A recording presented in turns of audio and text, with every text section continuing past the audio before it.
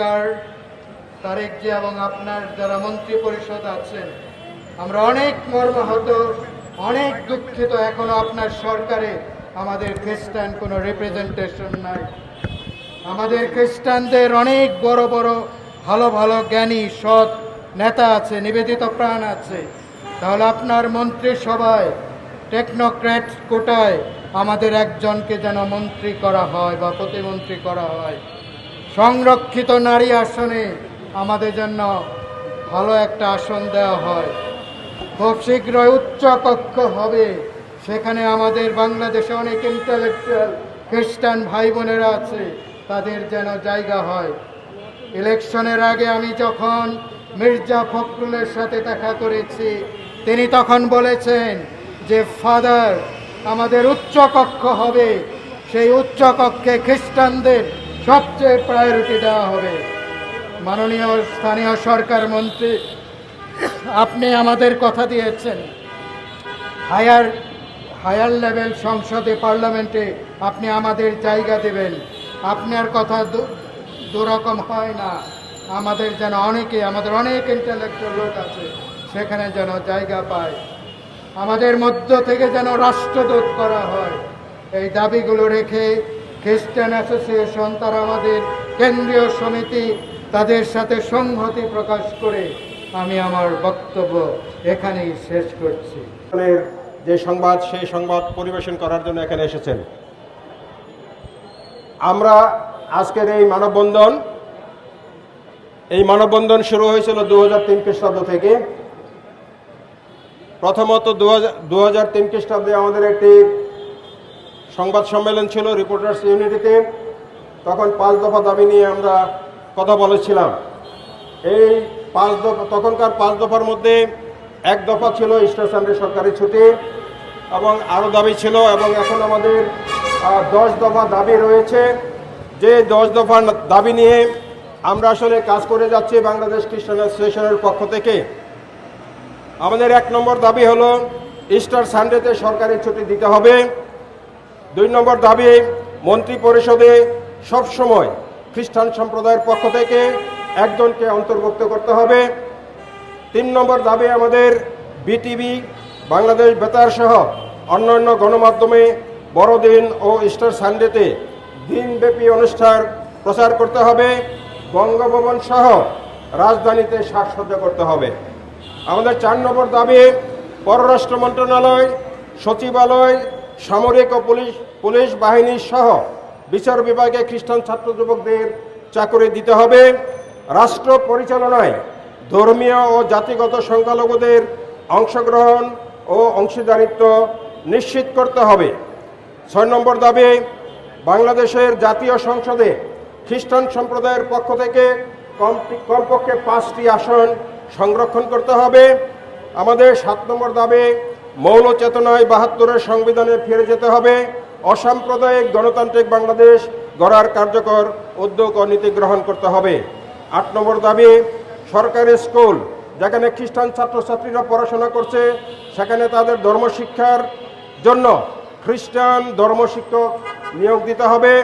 9 নম্বর দাবি, সম্পত্তি হস্তান্তরে মুসলিম সম্প্রদায়ের হেফাজতে নেয় খ্রিস্টান সহ অন্যান্য সম্প্রদায়ের দানপত্র দলিলের রেজিস্ট্রেশন ফি অবলম্বনে নির্ধারণ করতে হবে। এই দাবিটি অবশ্য পূরণ হয়েছে, বিগত সরকার করেছেন, সেজন্য তাদেরকে ধন্যবাদ জানাই।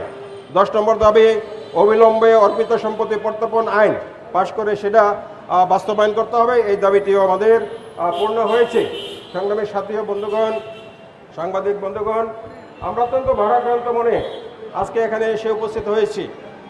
ইস্টার সানডে এটা আমাদের অত্যন্ত গুরুত্বপূর্ণ একটি ধর্মীয় উৎসব। আপনারা জানেন বড়দিন যীশু খ্রিস্টের জন্মদিন, এবং ইস্টার সানডে হলো গুড ফ্রাইডেতে আমাদের যীশু খ্রিস্ট, যাকে আমরা আমাদের ত্রাণকর্তা রূপে মানি, তাকে হত্যা করা হয়েছিল। মৃত্যুর 3য় দিবসে রবিবার দিন তিনি পুনরুত্থান করেছিলেন, এবং যার কারণে এই দিবসটি আমাদের জন্য অত্যন্ত গুরুত্বপূর্ণ। এই গুরুত্বপূর্ণ দিবসটিকে সরকারি ছুটি ঘোষণা করার জন্য 2003 খ্রিস্টাব্দ থেকে আমরা দাবি করে আসছি, এবং তখন আমাদের 5 দফা দাবি ছিল, এখন 10 দফা দাবি। কিন্তু আমরা লক্ষ্য করেছি, যদিও এর মধ্যে 2-3টি দাবি পূর্ণ হয়েছে, কিন্তু আমাদের অত্যন্ত প্রাণের দাবি ইস্টার সানডে সরকারি ছুটি। এটা একটি ধর্মীয় অনুভূতির বিষয়।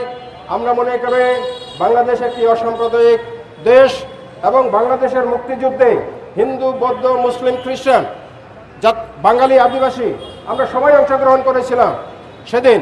সুতরাং এই রাষ্ট্র এবং এর একটি অন্তর্ভুক্তমূলক রাষ্ট্র ব্যবস্থা, এখানে এটা থাকতে হবে এবং সকলকে সেই গুরুত্ব দিতে হবে এবং এটা আমাদের অন্যায় কোনো দাবি নয়। সুতরাং সরকারকে শুধু একটু উদার হতে হবে এবং এই দাবিটা মেনে নিলে খ্রিস্টান সম্প্রদায়ের জন্য প্রতি একটি আমি মনে করব যে এটা একটি ন্যায়সঙ্গত দাবি, এটা মেনে নেওয়া হবে।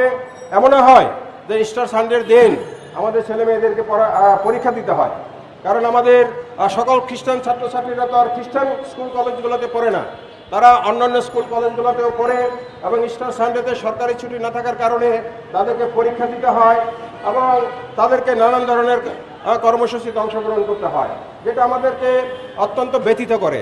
আমরা মনে করি বাংলাদেশ আমরা মুক্তিযুদ্ধের মধ্য দিয়ে পেয়েছি। বাংলাদেশের মুক্তিযুদ্ধে এবং পরবর্তী বিভিন্ন আন্দোলনে খ্রিস্টান সম্প্রদায়ের অংশগ্রহণ অত্যন্ত গুরুত্বপূর্ণভাবে তারা অংশগ্রহণ করেছে। এই দেশকে আমরা আমাদের নিজেদের দেশ হিসেবে এই দেশকে গড়ে তোলার জন্যে বিশেষভাবে আমাদের শিক্ষাক্ষেত্রে খ্রিস্টান সম্প্রদায়ের অনেক গুরুত্বপূর্ণ অবদান রয়েছে। নটরডেম কলেজ থেকে শুরু করে হলি ক্রস কলেজ এবং বাংলাদেশের বিভিন্ন এলাকায় মিশনারি স্কুলগুলা খ্রিস্টানদের যে শিক্ষা প্রতিষ্ঠানগুলো তারা মানসম্মত শিক্ষা তারা প্রদান করে যাচ্ছে।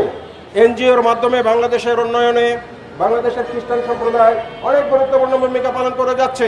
বিশেষভাবে বৈদেশিক যে রেমিটেন্স, সেই রেমিটেন্স প্রবাহে খ্রিস্টান সম্প্রদায়ের অনেক গুরুত্বপূর্ণ অবদান রয়েছে এবং খ্রিস্টানরা সবসময় বাংলাদেশকে নিজেদের মতো করে গড়ে তোলার জন্যে এবং এই দেশের মানুষের জন্যে নিষ্ঠার সাথে দায়িত্ব তারা পালন করে যাচ্ছে। আমি মনে করি সরকারকে এটা বিবেচনায় নিতে হবে। বিবেচনায় নিয়ে আমাদের যে দাবি 2003 খ্রিস্টাব্দ থেকে আমি হিসাব করে দেখেছি 23 বছর যাবৎ প্রথম সংবাদ সম্মেলন করেছিলাম আমরা রিপোর্টার্স ইউনিটিতে, তখন 5 দফা দাবি ছিল। 5 দফা দাবির 1 নম্বর দাবি ইস্টার সানডে সরকারি ছুটি, সেটাই ছিল।